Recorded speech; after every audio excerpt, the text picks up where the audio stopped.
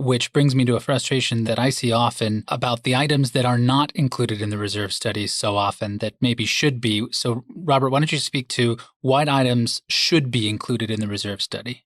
Well, in the field of reserve studies, we're guided by National Reserve Study preparers, and developers are not subject to that because, again, they are dealing with plans and they're trying to arguably do their level best to point the association in the right direction, give the brand new homeowners an ability to kind of comparison shop, which association fundamentally is going to be more expensive than others. But we in the professional reserve study industry, as Les said, we are preparing reserve studies, not just a budget list. We're guided by National Reserve Study standards, and there is a 4-part test for what projects should appear in the reserve study to be funded through reserves.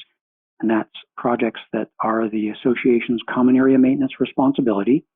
They're life limited, they have a predictable remaining useful life, and they're above a minimum threshold cost of significance. So they're the major cyclical projects, significant projects at the association, and that's what should be appearing in the reserve study. So why aren't plumbing and pipe repairs and replacements typically included? Well, I wouldn't say they're not typically included. They are commonly included. It's sometimes difficult. We, again, in the reserve study business, are not in the guessing business. We build our reserve studies based on reasonable expectations for expenses. That's our job, is to guide the association. Plumbing in some buildings can last 20 years. Plumbing can last 100 years, or better part of 100 years. And so we, and I would imagine Les's team also, we interview the association. We know when it was built. We look and see if it was an apartment conversion. That means it may be another 20 years older than its age as a condo. And we're looking for any clue that we can to identify a reasonable expectation for a potential significant plumbing expense. Because indeed, plumbing passes the 4-part test.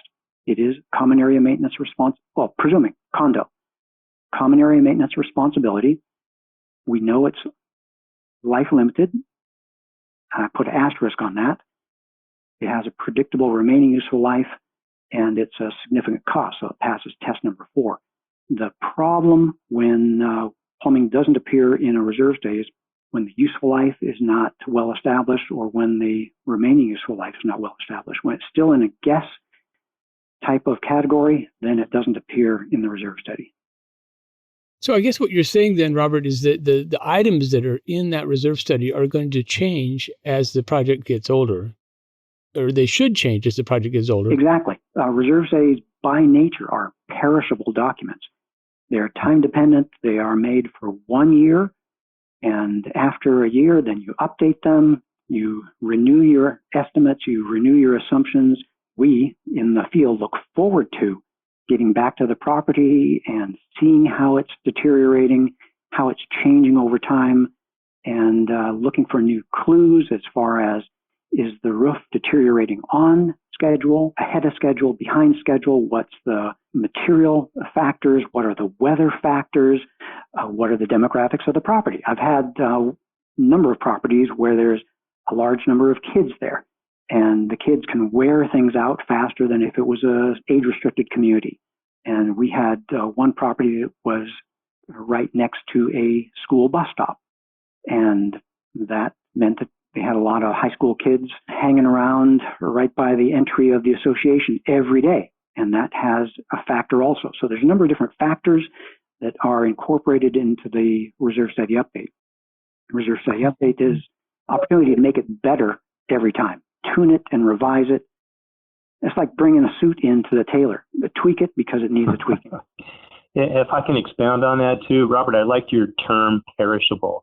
Yes, a reserve study has a limited shelf life, and it's only good for the time period that is stated in the reserve study.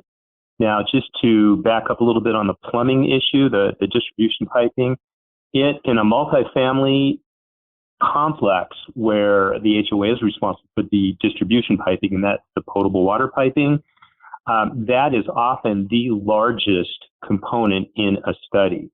And part of the reason why in the past it hasn't been included is because the common interest developments are in general, other than conversion, somewhat newer.